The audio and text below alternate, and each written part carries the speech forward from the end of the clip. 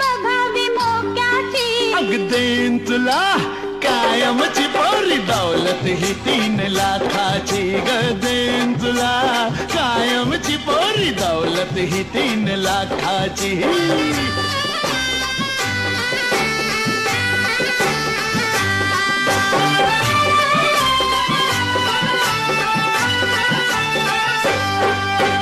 जडबडी कशी घडबडी बघू अजंठा वेरूळ लेणी. अग तिथलीच तू मूर्ती ग तुला चोरून आणलाय कोणी.